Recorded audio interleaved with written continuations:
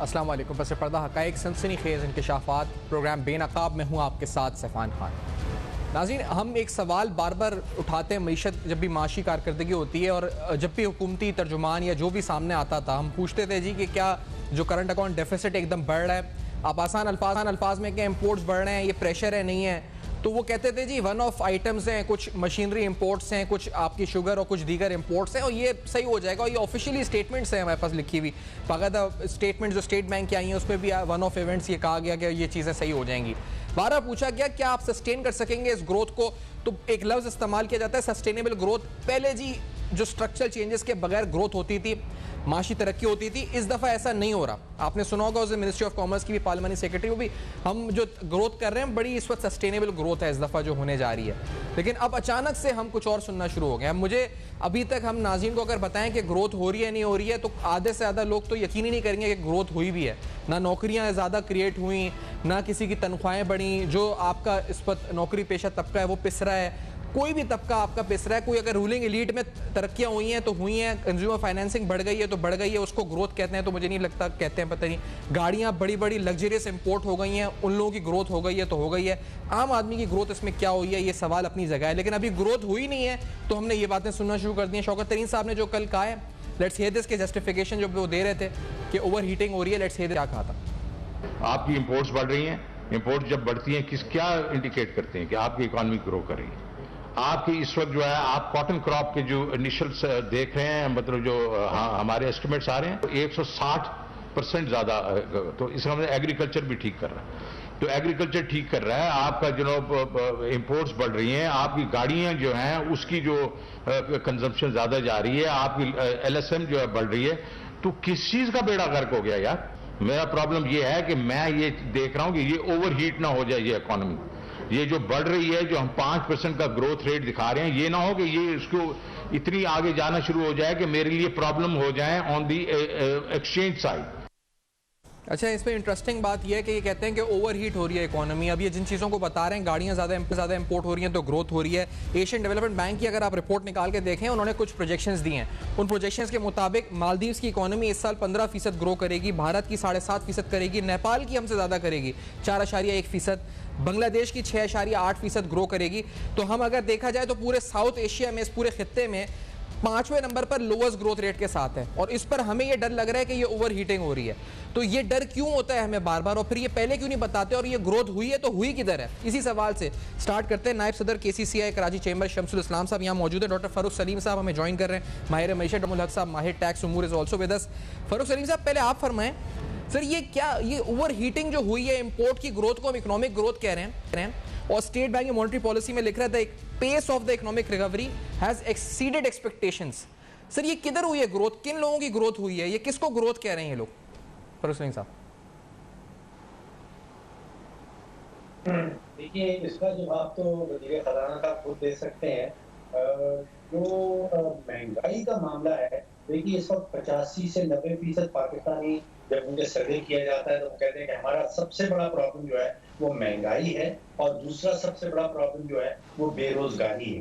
तो हुकूमत को तो इन दो मसाइल का जो है वो कोई हल सामने लाना होगा।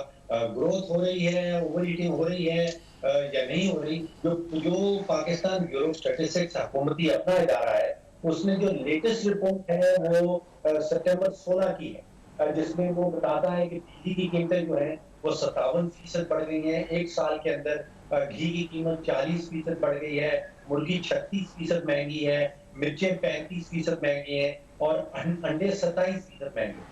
अब ज़हन में रखिए कि ये वो पीरियड है जिस दौरान औसतन आमदन जो है पाकिस्तानियों की वो तकरीबन एक साल में 12% गिरी है। तो दो धारी तलवार चल रही है, आमदन भी गिर रही है और साथ ही साथ जो है वो चीजों की जो महंगाई की शरह है वो बढ़ती चली जा रही है। मैं फोकस करता हूँ खुराक की अशिया की महंगाई के ऊपर। दूसरी महंगाई जो जनरल महंगाई है वो तो हो ही गई है, लेकिन जो खुराक की अशिया से हवाले की हुकूमती फिगर है वो तकरीबन 14% की फिगर अब आ रही है। और इस खित्ते में आप कंपेयर कर लें, दुनिया भर में कंपेयर कर लें, जो शरह है कीमतें बढ़ने की जो रफ्तार है कीमतें बढ़ने की, वो ठीक कह रहे हैं, वो ओवरहीट हो रही हैं। लेकिन उससे ज़्यादा इम्पोर्टेंट सवाल ये है कि उसकी वजूहात क्या हैं? उसके पीछे कौन है? उसके असरात क्या हो रहे हैं? उसके असरात गुर्बत के ऊपर क्या हो रहे हैं? उसके असर की वजह से कितनी आबादी जो है वो फूड इनसिक्योर हो रही है, यानी कि उसको खाना पूरा नहीं मिल रहा। और ये मैं फिगर्स नहीं बता रहा, ये तो आलमी इदारे जो हैं वो फिगर्स दे रहे हैं। तो इससे तो किसी को इनकार नहीं है कि महंगाई हो रही है। सोचने की बात ये है कि क्यों हो रही है, वजूहात क्या हैं और उसके हल क्या हैं। एग्जैक्टली और शमस हुसैन साहब, महंगाई जो हो रही है, जो अभी फरोज साहब बता रहे हैं, इस महंगाई को रोकने के लिए हम और महंगाई कर रहे हैं, यानी डिस्काउंट रेट बढ़ा रहे हैं, हम इंपोर्ट्स को और महंगा, यानी अगर आप तो गहरी नज़र भी रखते हैं अजनास के ऊपर, तो हम इंपोर्ट्स भी और महंगे हो जाएंगे हमारे, मतलब इसको महंगाई को रोकने के लिए और महंगाई हम करेंगे, ये हो रहा है इस वक्त। तो देखें जी, आप पहले तो आप ये चीज़ आपको पता है कि गवर्नमेंट ने जो इस टैक्स का जो टारगेट रखा था 5.8 ट्रिलियन का टारगेट रखा गया बजट के अंदर, आप सबको पता है उसको अचीव करना इस सिनेरियो में, जिस माहौल में जो इंफ्रास्ट्रक्चर हमारा FBR का है और टैक्स पेयर्स के अगर उनके हैबिट्स देखें तो ऐसा मुमकिन नहीं था। तो उसका दूसरा अल्टरनेटिव ये होता है कि आप उस इकोनॉमी को इन्फ्लेट करो, महंगाई करेंगे तो फिर आपके पास ऑटोमेटिकली आपके पास रेवेन्यू भी ज़्यादा इकट्ठा हो जाता है, करेंसी की डिवैल्यूएशन करते हैं तो आपके पास इंपोर्ट की कॉस्ट बढ़ जाती है और टैक्सेस बढ़ना जो होते हैं। अभी आपने जो फिगर्स देखी हैं जो हमारे पास सामने आई है लास्ट ईयर की, और ये रेवेन्यू टारगेट हमें IMF को दिखाने थे ताकि हमें पैसे मिले ना, ये भी तो एक मैनेजर का काम यही होता है कि टारगेट अगर वो सेट करके दिया गया है तो उसने किस तरह से अचीव करना है, उसके पास मल्टीपल सोल्यूशन होते हैं। लेकिन यहाँ पर आसान सोल्यूशन को जो सबसे पहले पिक किया गया और वो यही है कि आपने इकोनॉमी को ऑटोमेटिकली इंटेंशनली इन्फ्लेट किया और डिवैल्यूएशन करके और फिर आपने इंपोर्ट्स को बढ़ाया। बजट में जो है बहुत सारी चीज़ों पे, स्पेशली जो गाड़ियों की जो उसके ऊपर ड्यूटीज़ को तो स्ट्रक्चर देखें उस पर कम हुआ तो इंपोर्ट्स बढ़ना शुरू हो गई। अब आपकी 2 महीने के अंदर, अब मई के बाद से आपकी रुपये के ऊपर जो प्रेशर बढ़ना शुरू हुआ है और आपकी इंपोर्ट्स बढ़ना शुरू हुआ है। और जुलाई अगस्त में आपने देखा कि एक ह्यूज आपका करंट अकाउंट डेफिसिट भी आपका बढ़ गया, उसके आपकी एक्सपोर्ट्स बढ़ नहीं सकी। तो मकसद ये था कि जब आपकी इंपोर्ट्स बढ़ेंगी तो रेवेन्यू आएगा, एक्सपोर्ट्स को टोटली इग्नोर किया गया। अगर आपकी इंपोर्ट्स इतनी तेज़ी से बढ़ रही हैं और एक्सपोर्ट उसकी 50% पे चल रही हैं तो ऑटोमेटिकली इम्बैलेंस आना था, वो हमारे सामने आ गया। 2 महीनों के अंदर आपको पता चल गया कि हम कहाँ खड़े हैं और आपके सीरियसली जहाँ काम करना चाहता है। ये देखा मोस्ट फ्रेजाइल इकॉनमी इन्होंने इनहेरिट की और उसके बाद उसको अभी भी फ्रेजाइल इकॉनमी की स्टेट में रखा हुआ है। एक्सपोर्ट बढ़ाने के लिए कोई काम नहीं किया गया। इसके बाद पूरी दुनिया में अगर आप देखेंगे एक्सपोर्टिंग कंट्री जहां से हमारा कंपटीशन है। शम्स साहब, इस पे आने से कबल के क्या नहीं किया, ये बताएं कि अब होगा क्या। IMF के पास हम जाएंगे, 4 अक्टूबर को हमारी टॉक्स होंगी। खबर ये लगी हुई है कि पहला जो उनसे मुतालबा उनका है वो बिजली कीमतें मजीद बढ़ाने का है। इधर हमने पहले से हीटअप अपने डिस्काउंट रेट बढ़ा दिए हैं, डॉलर को हमने इस वक्त रुपये को डिवैल्यू कर दिया है। तो यानी अक्टूबर के बाद और इस महंगाई को रोकने के लिए मजीद महंगाई के इकदाम होंगे क्या? देखिए, मुझे तो यही लग रहा है कि जब आपसे डिस्कशंस होगी IMF के साथ बैठोगे तो फिर वो यही कहते हैं कि जो आपका डेफिसिट, जो लॉसेज आ रहे हैं उसको बढ़ाने के लिए आपने रेवेन्यू को बढ़ाना है, इनकम बढ़ानी है ताकि जो ड्रेन हो रहा है आपका उसको प्लग करो। तो उसमें यही होगा कि आपको बिजली का, उन्होंने बहुत पहले कहा था, अब हमने ऑटोमेटिकली इंपोर्ट इतनी महंगी प्राइस पे कर ली है और फिर आपके ऊपर एक प्रेशर भी है कि आप उसको टैरिफ बढ़ाओ। तो ये बिजली भी हमारी रीजन में सबसे महंगी, वो 25% से ज़्यादा हम महंगी बिजली बना रहे हैं। फिर इंपोर्ट्स अगर आप देखें तो अगर आप इसका एनर्जी का मिक्स भी देखोगे उसमें आपको पहले पेट्रोल इंपोर्टेड फ्यूल होता था, अब LNG आ गई तो उसमें आपका डॉलर कंज्यूम हो रहा है। और वही आप सामने नजर आता है कि जब आप इंपोर्ट बिल को चेक करते हो पेट्रोलियम का तो सबसे आपका उसी में ग्रोथ आ रही है। साथ ही आप देखेंगे कि जब आपकी बिजली महंगी होगी तो आपकी प्रोडक्शन शॉर्ट हो जाएगी। आपकी जो पिछले जो साल जो आपको वो एक्सपोर्ट दिखाई गई है उसकी मेन रीज़न ये थी कि रीजन के अंदर बहुत सी कंट्रीज लॉकडाउन कोविड की वजह से बंद थी और बहुत से लोग ओवर कैपेसिटी चल रहे थे। तो उन्होंने कहा हमने ऑर्डर एक्सेप्ट नहीं करने। पाकिस्तान को वो ऑर्डर डाइवर्ट हुए।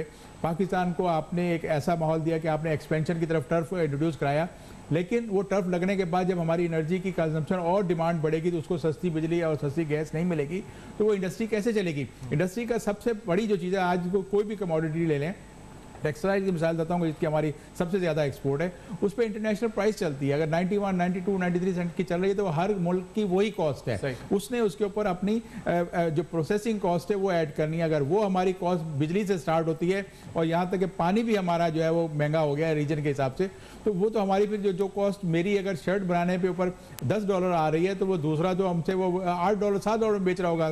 तो इस वक्त जो IMF से हम $1 अरब तो ले लेंगे, लेकिन साथ में अपनी इंडस्ट्री जो है इस वक्त है डोमेस्टिक, उसको हम बिल्कुल डिस्टेबलाइज भी करेंगे। मैं अगर इकराम उल हक साहब को भी इसमें शामिल, इकराम उल हक साहब ये फरमाइएगा, क्योंकि अभी हम जो करने जा रहे हैं IMF के साथ, और ये अगर इसको इन शॉर्ट बताया जाए, अगर आम आदमी समझे अभी कुछ महीने के लिए ही हम ये ग्रोथ और ये सब अल्फाज सुनना शुरू हुए थे, ये फिर रिवर्स गियर है, यानी हम पीछे की तरफ जा रहे हैं दोबारा, यानी जहां से शुरू किया था सफर वहीं पे दोबारा रिवर्स, और आखिरी 2 साल में कर रहे हैं। ऐसा कभी आपने देखा है माजी हुकूमतों में कि आखिरी 2 साल में रिवर्स गियर लगा रहे हो हम? जी बिल्कुल, ये तो एक नापसंदीदा अमल है कि शुरू में आप रिफॉर्म कर सकते थे स्ट्रक्चर, जब आप शुरू में आते हैं तो उस वक्त आपका पॉपुलैरिटी ग्राफ ऊपर होता है और आपने जो फंडामेंटल रिफॉर्म करने की नहीं की।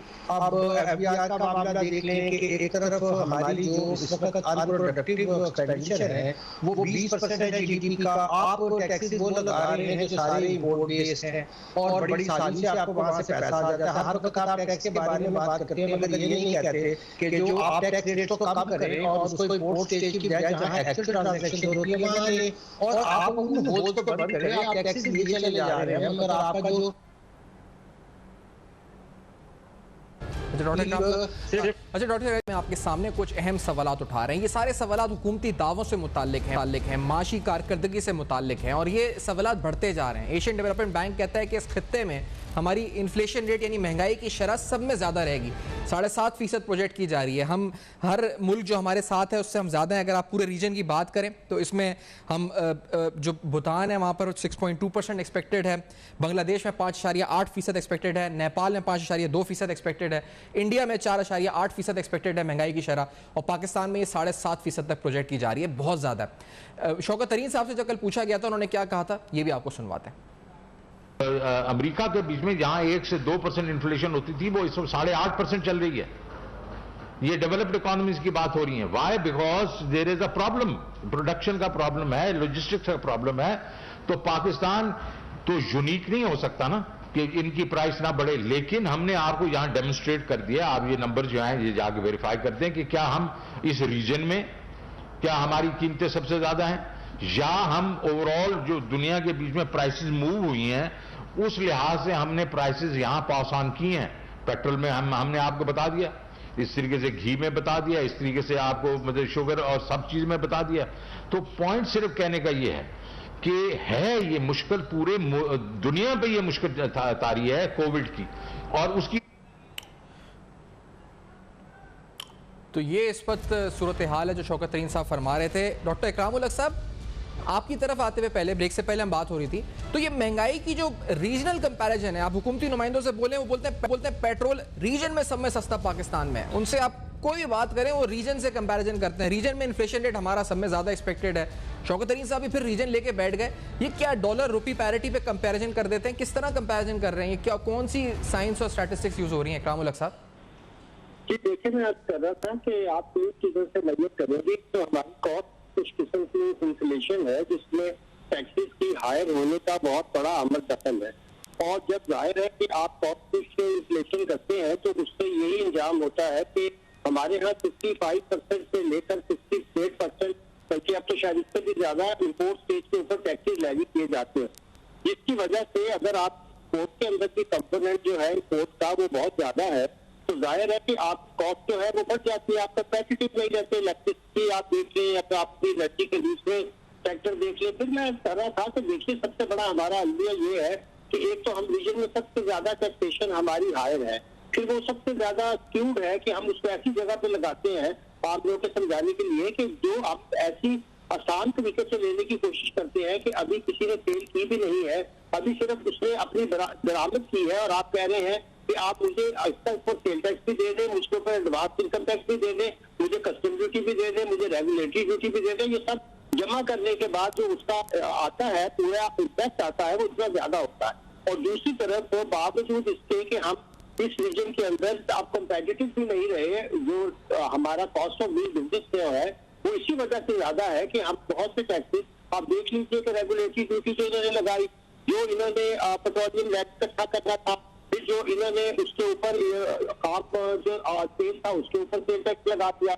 इसी तरह आपने अपनी एक्सपोर्ट को जो है वो उसके ऊपर जीरो रेटिंग करने की बजाय उसके ऊपर सारे टैक्सेस का बर्डन डाल दिया। उसमें टाइम गैप होता है, तो पैसे आते हुए आपको टाइम लगता है। फिर खाने पीने की चीजों में हम दुनिया जहाज में महंगे हैं और हमारी अर्निंग लेवल जो है वो दुनिया में सबसे कम है, बढ़ रहा है। और आप बांग्लादेश से कैसे अपने आप को कंपेयर कर रहे हैं? उनकी तो 47 बिलियन की तरफ इस वक्त जो है गारमेंट्स की वैल्यू एडेड जो है वो एक्सपोर्ट है। और उनकी जो IT की एक्सपोर्ट है उसमें एक्सपोर्ट करने के बाद वो ना सिर्फ हुकूमत आपको जो है वो 10-15% ऊपर अपने पल्ले से जो इंसेंटिवाइज करती है, आप 2 बिलियन की IT एक्सपोर्ट करके कह रहे हैं हमारी इकोनॉमी जो है वो हीट अप हो रही है। तो देखिए ये सारी चीजें स्ट्रक्चरल चेंज को ठीक करना जरूरी था। हमें अपने जो अनप्रोडक्टिव एक्सपेंडिचर थे, इतनी बड़े बड़े आपके होल्ड हैं, आप अपना जरा ये देख लीजिए कि आपका जो करंट अकाउंट डेफिसिट तो एक तरफ रहा, अब आप मुझे बताइए कि आपका सर्कुलर डेट कहाँ पे पहुंचा हुआ है। फिर जो आपने कहा था जी हम जितनी भी लॉस बेयरिंग गवर्नमेंट ऑर्गेनाइजेशन है इनको रिस्ट्रक्चर करेंगे, उल्टा आप उनको पैसे दिए चले जा रहे हैं। ये सब चीजें तो अपनी जगह हो गई हैं। फरोज रहीम साहब, आपकी मौजूदगी में एक बात, क्योंकि आपकी तरफ भी लेके आऊंगा, क्योंकि हम मुसलसल सुनते रहे रिस्ट्रक्चरिंग का, और अभी जिस तरह इकरामुल हक साहब भी फरमा रहे हैं, एक इदारा पाकिस्तान इंटरनेशनल एयरलाइन है, आप भी इस पे काम काफी आपने भी किया था, इसके बारे में हम बार बार सुनते रहे कि गवर्नमेंट की स्ट्रैटेजी है, गवर्नमेंट इसको रिवैम्प कर रही है। हमने फिर सुना कि अभी ECC ने, इकोनॉमिक कोऑर्डिनेशन कमेटी ने एक और पैकेज अप्रूव कर दिया बेल आउट 44 बिलियन रुपीस का, कह रहे हैं उसकी लायबिलिटीज बहुत बढ़ गई हैं। तो ये एक इदारा भी कोई सही नहीं, पाकिस्तान इंटरनेशनल एयरलाइन जिससे हम बड़ी तवक्को रख रहे थे कि शायद उसके रेवेन्यूज और कैश फ्लोज बेहतर हुए, वहां पर भी वही बेल आउट्स की जरूरत है जो साबका हुकूमतों में थी, वही उसी तरह हमारे टैक्स पेयर मनी जा रहा है। फरोज साहब देखिए, अभी डॉक्टर इकराम साहब ने जो मैं समझता हूँ सबसे इम्पोर्टेंट बात की, मैंने टर्म इस्तेमाल की फंडामेंटल रिफॉर्म्स, यानी कि बुनियादी किस्म की जो इस्लाहात थी, जो PTI के 2018 इलेक्शन मंशूर में वादा किया गया था, खास तौर पे लिखा गया था कि कहां कहां इस्लाहात लाई जाएंगी। बुनियादी ढांचा जो है वो मैं समझ रहा हूँ कि बिल्कुल तब्दील नहीं हो रहा, जो पीपल्स पार्टी के दौरान था, जो PMLN के दौरान था। बुनियादी माशी ढांचा अभी भी वही चल रहा है। आप सोचिए कि पब्लिक प्रोक्योरमेंट का जिक्र PTI के मंशूर में भी किया गया, वहां पे तकरीबन 2000 अरब रुपए की सालाना लीकेजेस एस्टिमेट की जा रही है। जो पब्लिक प्रोक्योरमेंट है, जो हुकूमत, फेडरल हुकूमत और सूबाई हुकूमतें जो चीजें खरीदती हैं सालाना की बुनियाद पे, जो बिजली का शोबा है उसमें 350 से 400 अरब का नुकसान है। जो पब्लिक सेक्टर एंटरप्राइजेज हैं, जैसे PIA का आपने जिक्र किया, अगर उसमें पाकिस्तान रेलवेज डाल दें और बाकी 195 इदारे भी डाल दें, तो सालाना 500 रुपया पब्लिक सेक्टर एंटरप्राइजेज में नुकसान हो रहा है। फिर कमोडिटी ऑपरेशंस आपने देखा होगा बजट के अंदर, उसमें तकरीबन 750 अरब के अक्यूमुलेटेड कर्जे, इस वक्त टोटल कर्जा जात जो है जो इकट्ठे हो गए। जो हुकूमत गंदम खरीदने में नुकसान करती है, खरीदती गंदम है, बाद में उसमें से मट्टी निकलती है। तो मामला वही है बुनियादी इस्लाहात का। अब बाकी जितने मर्जी एड़ी चोटी का जोर लगा लें, जब तक बुनियादी इस्लाहात माशी ढांचे में नहीं होंगी, तो आप देखिएगा कि ये 4-5% की जो GDP ग्रोथ का जो सर्कल लगा हुआ है, जो दायरा है, इससे हम बाहर नहीं निकल पाएंगे। ये ऐसे ही मामला चलता रहेगा, महंगाई मजीद होती चली जाएगी। अब आप सोचिए कि जो करंट अकाउंट का डेफिसिट है वो मैंने तो जिंदगी में 4.5-4.25 अरब डॉलर का महाना पिछले 74 साल की माशी तारीख में महाना की बुनियाद पे कभी नहीं देखा। अगर मैं तो खौफ आता है कि अगर इसको मैं 12 से ज़रब दे दूंगा साल का खसारा निकालने के लिए, तो वो तो ऐसी फिगर आ जाएगी जो हमारे कंट्रोल में नहीं होगी। और फिर इसका असर क्या होगा? आप सोचिए, अगर एक लिस्ट आप देखिए कि हम क्या चीजें इंपोर्ट करते हैं, जिन सब की कीमत बढ़ जाएगी, क्योंकि रुपया चला गया है आज 171 के ऊपर। पेट्रोल इंपोर्ट हो रहा है, घी इंपोर्ट हो रहा है, चीनी इंपोर्ट हो रही है, दालें इंपोर्ट करते हैं, मिर्चें इंपोर्ट करते हैं, कागज इंपोर्ट होता है, बिजली के नर्क हमने नक्की कर रखे हैं डॉलर के साथ, खाद इंपोर्ट हो रही है, खाने बनाने का तेल इंपोर्ट हो रहा है। तो मुझे तो खदशा इस चीज का है कि अगले चंद हफ्तों में एक नया तूफान महंगाई का सामने आने वाला है, और फिर उसके साथ साथ अगर आमदनी भी गिर रही है तो हाल बड़ा बुरा नजर आता है। और ये सब फरोज साहब जब हो रहा था करंट अकाउंट डेफिसिट, आप कह रहे हैं कि आपको खौफ आ रहा है, तो हुकूमत तो हमें कह रही थी कि ये बड़ा अच्छा है और ये मशीन इंपोर्ट्स हो रही हैं और ये सब कुछ हो रहा है, और उसके बाद अचानक से अब ये अलार्म बेल्स बज रही हैं, सब कुछ हो रहा है। शमशेद साहब, मैं ये जो कीमतों की बात हुई अजनास की, कल हमने सुना और जो गवर्नमेंट का ऑफिशियल वर्जन है इसके ऊपर, वो कहते हैं जो पाम ऑयल है, मैंने देखा था फूड इंपोर्ट का तकरीबन 40% पाम ऑयल पे जा रहा है। अब ये कह रहे हैं कि इंटरनेशनली 50% कीमतें बढ़ी हैं घी की, और हमने यहाँ पर तकरीबन जो बढ़ाई हैं वो 30% बढ़ी है यहाँ पर, यानी 20% फिर भी कम है इंटरनेशनल मार्केट से। क्या घी से ही शुरू करते हैं? ये कंपैरिजन दुरुस्त है जो गवर्नमेंट कर रही है? देखिए, कमोडिटीज़ में अगर आप घी को, एडिबल ऑयल को लेते हो, तो हम ज़्यादातर इसका इंपोर्ट करते हैं। हमारी जो है तकरीबन 80% की जो इंपोर्ट है ऑयल की, वो पाम ऑयल के ऊपर चलती है। पाम ऑयल की प्राइसेस जो है एक साल के दौरान कोई $475-500 से लेकर को आपकी $1200-1250 तक चली गई हैं। तो उसका इम्पैक्ट आना था, लेकिन हमने जो एक तो उसके ऊपर प्राइस आ गई, हमने उस पर इफेक्टिवली उसको मॉनिटर नहीं किया, और जो प्राइस कोई तकरीबन 150 रुपये लीटर के हिसाब से घी तेल की होती थी वो बढ़ के 300 साढ़े 300 पे चली गई अभी।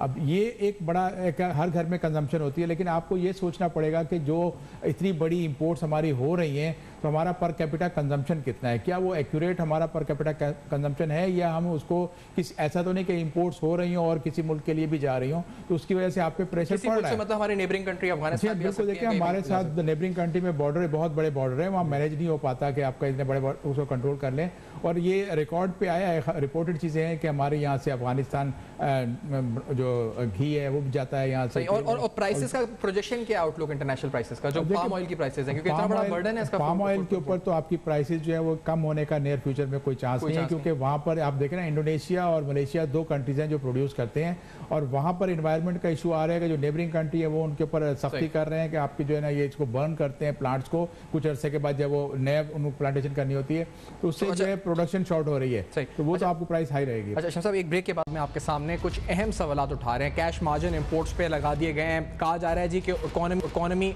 ओवर हीट कर रही है, अभी इकोनॉमी ने ओवर हीट करना शुरू कर दिया है, इसके समराज ट्रिकल डाउन इफेक्ट अभी तक आम आदमी तक, हालांकि हमें ये बताया गया बार बार कि ये इस वक्त जो अब हो रहा है वो स्ट्रक्चरल चेंजेस हैं, बहुत सी तब्दीलियां बुनियादी आ चुकी हैं। अमेरिका की मिसाल महंगाई में दी जा रही है, रीजनल कंट्रीज की बार बार मिसाल दी जा रही है, और हमें कंपेयर किया जा रहा है कि जी हम इंटरनेशनल कमोडिटी प्राइसेस बढ़ रही हैं, उसकी वजह से कीमतें बढ़ रही हैं। मैं शम्स साहब आपके सामने पहले वो शौकत तरीन साहब वाली जो बात थी अमेरिका वाली, आप उस पर कुछ कहना भी चाह रहे थे कि वाकई में हम क्या अमेरिका से अपना कंपेरिजन कर सकते हैं महंगाई को और कोविड के हालात को लेकर? शम्स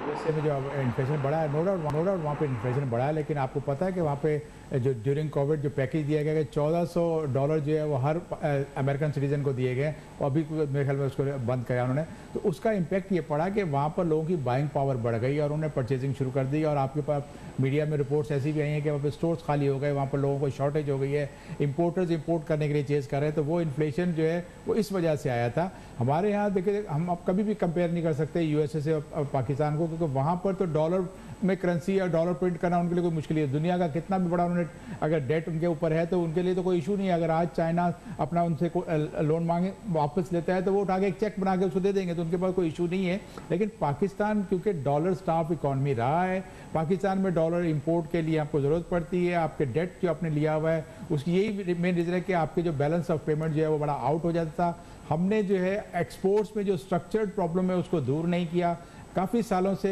असल में क्या होता है कि जब आपको मार्केट एक्सेस मिलता है तो वो काम जो है मार्केट एक्सेस लेना गवर्नमेंट का काम होता है। लेकिन आप एग्री करते हैं फरूखी साहब के एनालिसिस से कि महंगाई का एक बहुत खतरनाक तूफान आने वाला है, आगे क्या नजर आता है आपको? जी देखिए, महंगाई का तो आपको मैं आज ही आपको बता रहा हूँ कि ये बहुत बड़ा एक आपको प्रॉब्लम आनी है, और ये 2023 से पहले भी कम नहीं होगा, क्योंकि आप अगर फूड की इंपोर्ट को देखते हैं कि आप तकरीबन कोई 8 बिलियन से ज़्यादा की आपकी लास्ट ईयर इंपोर्ट थी, और अभी भी आप देखेंगे मेजर उसके ऊपर इम्पैक्ट पड़ रहा है कि फूड भी इंपोर्ट हो रही है, और एक ह्यूज क्वांटिटी वीट की आपने इंपोर्ट करनी है, शुगर की इंपोर्ट करनी है, साथ ही आप ऑयल दालें वगैरह ये सारी इंपोर्ट करते हो, तो आपके ऊपर महंगाई इसलिए बढ़ेगी कि आपका जो एक्सचेंज रेट के ऊपर प्रेशर आ चुका है, डॉलर आपका कहाँ से कहाँ पहुँच गया है। अब आपके पास आपने ऐसी इनएफिशिएंसीज की हैं कि बहुत सारी नालायकियाँ की हैं, जिसकी वजह से वो चीज़ें जो हमारे पास प्रोडक्शन डोमेस्टिक हुई है, वीट की मिसाल देता हूँ कि गवर्नमेंट ने बम्पर क्रॉप की प्रोडक्शन की थी, लेकिन उसके बावजूद जो है 3 मिलियन टन से ज़्यादा की इंपोर्ट का प्लान करके बैठे हैं, और इंपोर्ट के लिए एलसीज खोलना शुरू हो गई हैं। इसी तरह से शुगर के अंदर कोई शॉर्टेज नहीं थी, लास्ट ईयर से ज़्यादा पैदा हुई, लेकिन अपने इनएफिशिएंसी की वजह से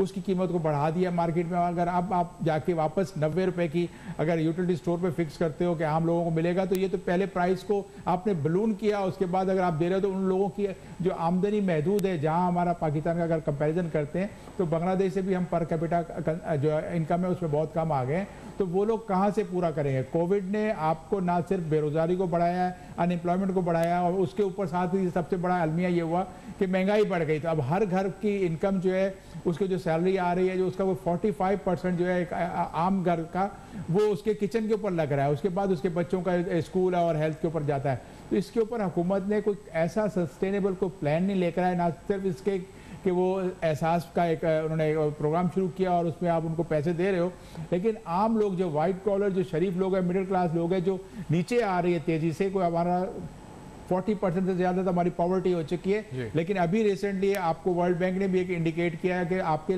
68% जो पॉपुलेशन है उनको सही कैलोरीज जो इंटेक लेनी होती है, उनको होलसम फूड नहीं मिल पा रही। तो ये एक बहुत बड़ा अलमिया है कि पाकिस्तान एग्रीकल्चर कंट्री होने के बावजूद, वीट की प्रोडक्शन ज़्यादा करने के बावजूद, गन्ने की पैदावार बढ़ाकर चीनी ज़्यादा प्रोड्यूस करने के बावजूद अगर महंगाई को फेस कर रहा है तो इसमें इनएफिशिएंसीज शामिल हैं। सही। और इकरामुल हक साहब, आप भी एग्री करते हैं कि एक महंगाई का तूफान आने वाला है, खासतौर पर IMF प्रोग्राम और जो दोबारा हम जा रहे हैं, जो शराइत मान रहे हैं, बिजली की कीमतें, तमाम चीज़ें, अभी आपने बात भी की थी रीजनल कॉम्पिटिटिवनेस पे, तो क्या एक महंगाई का तूफान अवाम के लिए आने वाला है इकरामुल हक साहब? जाहिर है ये तो निविश्ता दीवार है कि जो हरकतें हम कर रहे हैं उसके नतीजे में तो हमारा जो ना सिर्फ करेंसी और मज़ीद डिवैल्यूएशन होने का ख़तरा होगा, बल्कि इसके साथ साथ फूड सिक्योरिटी के प्रॉब्लम्स, फिर हमारी जो टैक्सेशंस के अंदर आप देखिए कि आप हेड ऑन जा रहे हैं क्लैश की तरफ। अब अगर वो बंद करते हैं आपकी प्रोडक्शंस के ऊपर, आपकी एक्सपोर्ट्स के ऊपर और नेगेटिव इम्पैक्ट आते हैं, तो बजाय इसके कि आप जैसे एक स्ट्रक्चर रिफॉर्म्स का फार्मूला था बनाते, आप लो रेट ऑफ टैक्सेस करते, उसको ब्रॉड बेस करते, लोगों से कंसेंसस करते और उनको बुलाते, बजाय इसके कि आप ड्रैकोनियन किस्म के लॉज लाएं और फिर लोगों के साथ जो है हेड ऑन कोलिजन करें। दूसरी तरफ आप देख रहे हैं कि एनर्जी का मामला हमसे संभल ही नहीं पा रहा है। कभी ताबिश गौर साहब रिज़ाइन कर रहे होते हैं, कभी उससे पहले दी बाबर साहब रिज़ाइन कर रहे होते हैं। अब फिनेंस मिनिस्टर साहब का भी 18 अक्टूबर को 120 दिन पूरे हो रहे हैं, अभी तक कोई प्लान नहीं है कि उनको सेनेट की सीट देनी है कि नहीं देनी। अनसर्टिनिटी भी तो एक बहुत बड़ा फैक्टर होती है और हम अपने जो मुकाबला है वो अपने इर्द गिर्द के ममालिक से नहीं कर पा रहे, तो अमेरिका से क्या बात करेंगे? वो तो बहुत ज़ाहिर है कि एक और तरह की इकॉनमीज़ हैं, हमारी ना प्रोडक्शन एफिशिएंसी है, ना हमारे यहाँ जो है वो कॉस्ट ऑफ डूइंग बिजनेस में हम बेहतर है, ना ईज़ ऑफ डूइंग बिजनेस में बेहतर है। आप बताइए कि जब हम तीनों में से किसी चीज़ में भी बेहतर नहीं है तो हम अपनी एक्सपोर्ट कैसे? आप बहुत से ममालिक ने इंपोर्ट सब्स्टिट्यूशन के बाद वहाँ से एक्सपोर्ट की है। ना सिर्फ ये कि उन ममालिक में उन लोगों को ना सिर्फ पूरे मोबाइल देने के, अब वहाँ से मोबाइल एक्सपोर्ट हो रहे हैं। आप देखिए कि इंडिया में गाड़ियाँ सारी वहाँ बनती हैं जो बहुत मैन्युफैक्चरिंग में कॉस्ट इफेक्टिव भी हैं और उसके बाद वहाँ से एक्सपोर्ट भी हो रही हैं। हम क्या कर रहे हैं कि हम गाड़ियाँ भी बाहर से, क्योंकि हमारी अगर आप देखें तो पिछले साल पूरी जो कलेक्शन थी 4874 की, उसमें सिर्फ 1732 बिलियन का हमने इनकम टैक्स इकट्ठा किया और वो भी 98% टैक्स जो था वो विद होल्डिंग से आया या एडवांस टैक्स की शक्ल में आया जो अगले साल का होता है, और या आपको रिटर्न के साथ मिला। तो आपकी जो मशीनरी है वो सवाई इसके के इंपोर्ट की स्टेज के ऊपर लीकेजेस के अलावा आप उसके ऊपर इतनी हैवी टैक्सेशन करेंगे, तो आप मुझे बताइए कि दुनिया में जहाँ 5 से 6% इंपोर्ट के ऊपर टैक्सेशन होती है, आप मुझे तफसीलन गुफ्तगू करी माहिर मईशत, माहिर टैक्स उमूर, अजनास को जो लोग समझते हैं उनसे कि आखिरकार हुकूमती दावे जो हैं कि महंगाई में इस वक्त जो इजाफा आलमी सतह पर हुआ है उससे कम पाकिस्तान में हुआ है, इंटरनेशनल कमोडिटीज़ में जो इजाफा हुआ है उस हिसाब से पाकिस्तान में कमोडिटीज़ की कीमतें जो हैं वो नहीं बढ़ी हैं। ये सारे अहम सवाल, क्या वाकई में ये हकीकत है, ये दावे इस वक्त, ये सारे दावे सिर्फ दावे ही रह जाएंगे? जो इस वक्त इंटरनेशनल इदारे हैं जो माशी अशारियों पर नज़र रखते हैं, जो प्रोजेक्शंस करते हैं आगे की, उनकी तरफ से जो रिपोर्ट्स आ रही हैं उसके मुताबिक पाकिस्तान में इस खित्ते के अंदर यानी पूरे जनूबी एशिया के अंदर महंगाई की शरह सबसे ज़्यादा रहेगी। चाहे वो मालदीव्स हो, भूटान हो, इंडिया हो, बांग्लादेश हो, हम 7.5% एशियन डेवलपमेंट बैंक के मुताबिक इस साल हमारी महंगाई की शरह रहेगी। और इसी तरह हमारी जो माशी तरक्की की रफ्तार है वो तकरीबन उन ममालिक में सब में कम रहेगी। हम 5वें नंबर पर होंगे लोएस्ट ग्रोथ रेट के हिसाब से, मालदीव्स 15% पर होगा और हम तकरीबन 4% पर होंगे। तो इस सूरत हाल के अंदर जहाँ माशी तरक्की की रफ्तार नीचे जाएगी, जहाँ पर लोगों की इनकम और सुकड़ेगी, वहाँ महंगाई और बढ़ रही है। तो ये बहुत बड़ा चैलेंज है फॉर द गवर्नमेंट कि इसको टैकल करें, ना सिर्फ बैठ के टीवी पे दावे करें। For your feedback you can on Facebook, emails and Twitter जो आपके सामने फ्लैश कर रहे हैं। देखते रहिएगा, अब तक अपना बहुत ख्याल रखिएगा।